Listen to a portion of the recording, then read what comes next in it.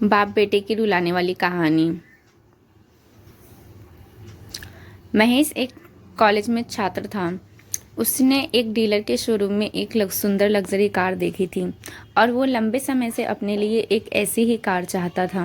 महेश जानता था कि उसके माता पिता इसे खरीदने के लिए सक्षम हैं, इसलिए उसने उन्हें बताया कि उसे ये कार अपने ग्रेजुएशन कंप्लीट होने पर गिफ्ट के रूप में दे दें।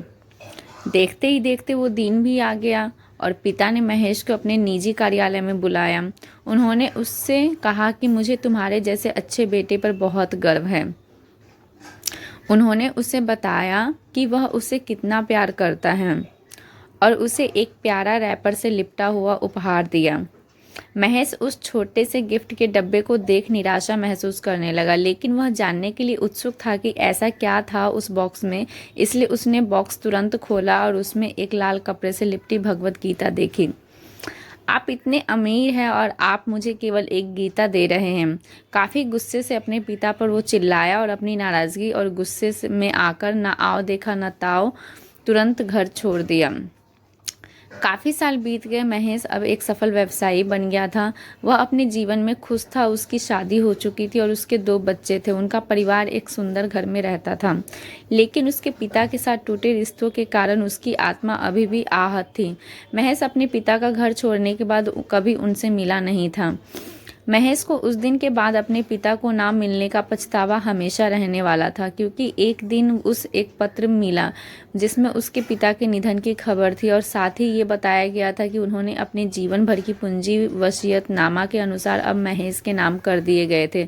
अपने पिता की सारी संपत्ति विरासत में मिली तब महेश अपने पिता के घर पहुंचा और कुछ महत्वपूर्ण कागज की तलाश करने लगा और गलती से उसे वही भगवत गीता का उपहार लिपटा हुआ मिला, जिसे देख उसे फिर उसी उदासी का एहसास हुआ। उस गीता को उसने अच्छे से देखा तो उस पर अपने पिता की हैंडराइटिंग में कुछ लिखा पाया। उस पर लिखा था कि मैं खुद को बेचकर भी हर सपना पूरा करूंगा तेरा, बस तू सपने जरा बड़े देखना। ये बोल रहा बाप नहीं, जिंदगी का सबसे पहला दोस्त तेरा। ये कविता पढ़ी ही थी कि अचानक उस किताब से एक चाबी गिरी, जिसके ऊपर लगे टैग पर उसके ग्रेजुएट होने की तारीख के साथ कॉन्ग्रेचुलेशंस और आई लव यू लिखा हुआ था। महेश के सर के ऊपर से उसके पिता का साया तो पहले ही उठ चुका था और आज उसकी ज़िंदगी की सबसे बड़ी गलती के बारे में जानकर उसके पैरों के नीचे से ज़मीन भी खिसक गई। इस दिन महेश की आंखें और रूह दोनों पछतावे के आंसू रोए।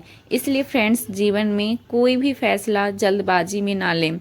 माता पिता पे भरोसा रखें, वे हमेशा आपके हित में सोचेंगे। Thank you.